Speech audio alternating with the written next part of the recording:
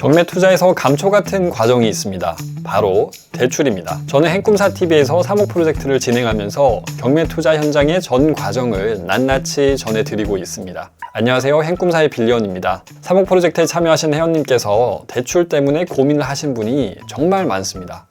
특히나 2022년에 가파르게 상승한 금리로 인해서 그 고민은 배가 되었습니다. 사목 프로젝트를 진행하시면 대부분 다주택자가 되십니다.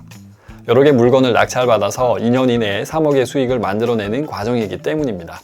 대출을 받아야 투자를 할 텐데 과연 현재 시장에서 대출을 받을 수 있을지 함께 살펴보겠습니다. 먼저 대한민국 가계부채가 어떻게 변하고 있는지 보겠습니다. 부동산 가격의 흐름 및 가계부채의 변화에 따라서 대출 규제 또한 바뀌기 때문입니다. 위의 그래프를 보시면 2021년 2분기의 가계신용 잔액은 877조 2천억 원입니다. 여기서 가계신용 잔액은 가계대출 잔액과 판매신용 잔액의 합계입니다. 금융기관에서 빌린 돈은 가계대출이고 카드로 사용한 돈은 판매신용이라고 이해하시면 되겠습니다. 한국은행에 따르면 2022년 3분기 말 가계신용 잔액은 1870조 6천억 원입니다. 11년간 약 1000조 정도 가계신용 잔액이 증가했습니다. 위 그래프에서 붉은 선이 대출금의 변화를 나타내고 있습니다. 2019년 3분기까지 하락하던 가계대출 증가율이 4분기부터 상승하기 시작했고 그 흐름은 2021년 7월까지 계속 이어졌습니다. 가계대출 증가율 그래프를 보겠습니다. 21년 7월에 대출 증가율이 10%임을 알 수 있습니다. 같은 해 7월 한국중앙은행의 기준금리는 0.5%였습니다. 다음 달인 8월에 금리는 0.25%포인트 상승하였고 대출 증가율은 21년 8월에 0.5%포인트 감소하면서 하락 추세로 전환하였습니다. 기준금리는 22년 11월에 3.25%까지 상승을 했고 대출 변화율은 감소세로 전환을 하였습니다. 이에 따라 최근에 부동산 대출 규제 또한 완화되었습니다. 정부 정책과 함께 살펴보겠습니다. 대한민국 정부가 22년 7월에 120대 국정과제를 발표했습니다. 과제 중에서 부동산 정책에 대한 과제는 우측의 표를 보시면 7번부터 10번까지 국토부, 기재부, 금융위가 맡았습니다. 주택 공급과 규제지역 선정은 국토교통부 담당입니다. 부동산 세제와 규제지역 선정 또한 기획재정부 담당입니다. 대출 규제는 금융위원회 담당입니다. 금융위에서 대출 정책을 맡고 있습니다. 120대 국정과제 중에서는 9번입니다. 대출 규제 정상화 등 주택금융제도 개선이 제목입니다. 주요 내용은 LTV를 완화하겠다는 것입니다. LTV는 주택의 담보 가치에 대한 대출 비율을 나타내는 수치입니다. 비율이 높을수록 담보로 설정한 부동산에 대해 더 많은 대출금을 받을 수 있는 것입니다. 정책 예시로 주택수에 상관없이 지역에 무관하게 70%로 단일화를 하겠다고 쓰여 있습니다. 규제지역에서는 다주택자에 대해 금지된 대출을 30% 이상 해주겠다고 쓰여 있습니다. 그런데 DSR은 완화가 아니라 안착하겠다고 쓰여 있는 점도 눈에 띕니다. DSR은 소득 대비 대출 원리금 상환의 비율을 나타내는 수치입니다. 비율이 낮아질수록 대출을 받기가 어려워지는 것입니다. 2021년 7월부터 3단계로 계획해서 기존 대출이 있으면 신규 대출을 받기 어렵도록 강화를 하였습니다. 2023년 7월에 40%로 제한하는 것이 목표였는데 시점을 앞당겨서 2022년 7월부터 40%로 강화되었습니다. 대출액 총합이 1억 원을 초과하면 DSR 40% 요건을 충족해야 신규 대출을 받을 수 있습니다. 금융위원회에서 국정과제를 어떻게 수행했는지 살펴보겠습니다. 국정과제는 LTV 완화였음을 앞서 확인했습니다. 실제로 2022년 12월부터 지역별로 완화된 LTV가 적용되기 시작했습니다. 비규제지역에서는 변화는 없었습니다. 무주택자와 보유하고 있는 1주택을 처분하는 조건에 신규주택 매수자는 비규제지역에서 70% LTV가 적용됩니다. 비규제지역에서는 다주택자도 60%까지 대출을 받을 수가 있습니다. 그렇지만 규제지역에서 다주택자는 여전히 대출이 안 됩니다. 규제지역에서 무주택자와 처분 조건 1주택자는 50%까지 대출이 됩니다. 서민 실수요자는 규제지역임에도 70%까지 대출을 받을 수 있습니다. 대신 대출 한도는 6억 원입니다. 금융위원회에서 LTV를 완화했지만 다주택자는 여전히 규제지역에서 대출을 받지 못함을 확인했습니다. 완화된 LTV를 더 많은 지역에 적용되도록 할 수 있는 방법은 무엇일까요? 규제지역을 비규제지역으로 만드는 방법이 있습니다. 실제로 국토교통부에서는 22년 6월부터 3번의 주거정책심의위원회를 개최하여 규제지역을 줄이고 또 줄였습니다. 한 번에 급격한 해제가 아니라 어느 정도 간격을 두고 시장의 침체가 심한 곳부터 규제를 줄여가고 있음을 알 수 있습니다. 최근인 2023년 1월에 제1차 주거정책심의위원회를 개최해서 서울의 4개구를 제외한 모든 지역이 규제지역에서 해제되었습니다. 여전히 모든 규제가 적용되는 지역은 강남구, 서초구, 송파구, 용산구입니다. DSR 규제는 어떻게 적용되고 있는지 살펴보겠습니다. 22년 7월부터 총 대출액이 1억 원을 초과하면 은행권에서는 40%의 DSR이 적용되고 제2금융권에서는 50%가 적용됩니다. 은행보다 금리는 높지만 보험회사 및 저축은행 등에서는 조금 더 대출 받기가 수월한 것입니다. 그럼 3억 프로젝트를 진행하는 회원님은 어떤 점을 주목하셔야 될까요? 다주택자가 되기로 하셨지만 대출금이 많지 않기 때문에 대출을 꼭 받으셔야 됩니다. 한 가지 방법은 비규제 지역에서 투자를 하시면서 60%의 대출을 이용하는 것입니다.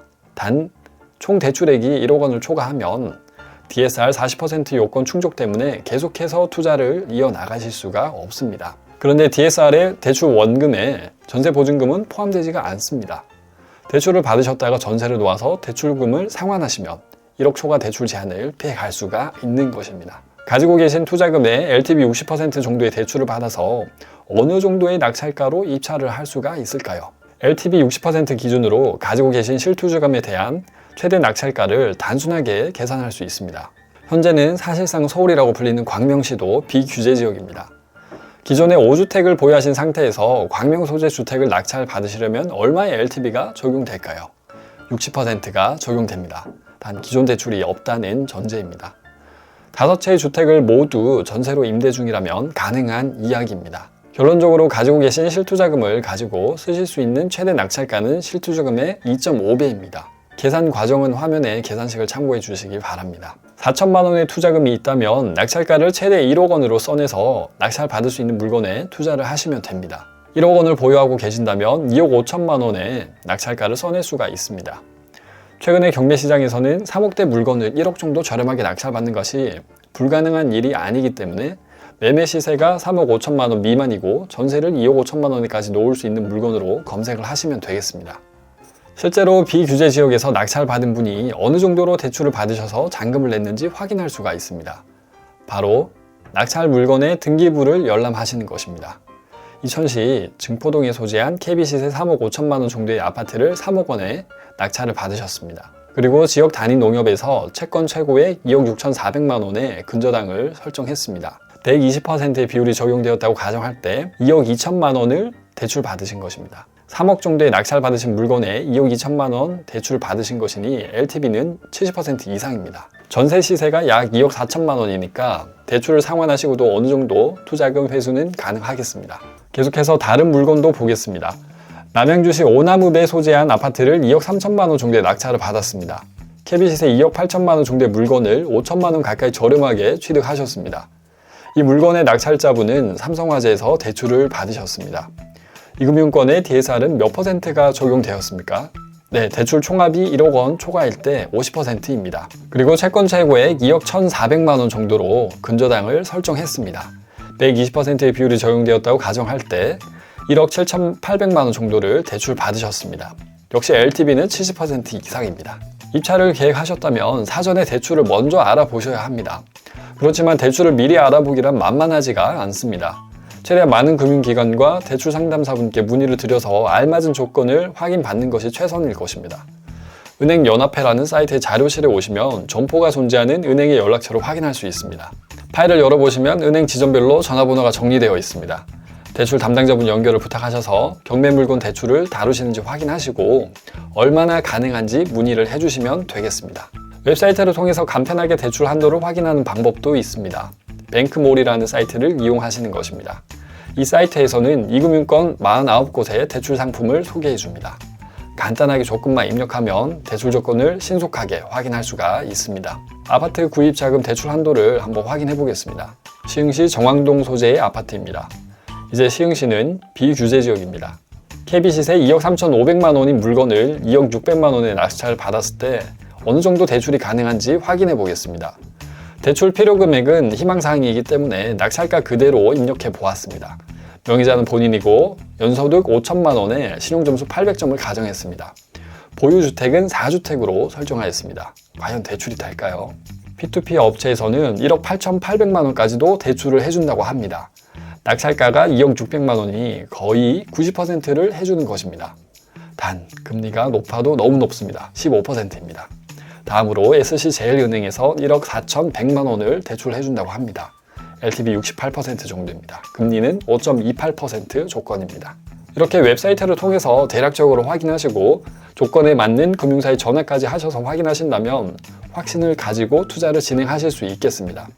대출을 받지 못해서 잔금을 미납하는 일이 없도록 꼭 미리 준비해 주시기를 당부드립니다. 오늘 준비한 영상은 여기까지입니다. 도움이 되셨다면 구독과 좋아요를 부탁드립니다. 저는 행꿈사의 빌리언이었습니다. 감사합니다. 안녕하세요. 행꿈사의 빌리언 경매하는 남자 경남 마스터키입니다. 2023년 행꿈사 해피 프로젝트 드림스 컴투루에 함께 참여하실 분을 모집합니다. 임장부터 입찰 그리고 영도까지 저희가 직접 1대1로 밀착 케어해드립니다. 여기에 정충진 변호사님의 낙찰가 산정까지. 그런데 이 모든 게 다 무료로 진행되는 거니까 정말 엄청난 기회인 것 같습니다. 1월 24일까지 모집 중이니 그 전에 꼭 신청해주세요. 신청 방법과 자세한 내용은 아래 링크를 통해 확인해주세요. 2023년에는 행꿈사에서 행복한 부자의 꿈을 꼭 이루시기 바랍니다.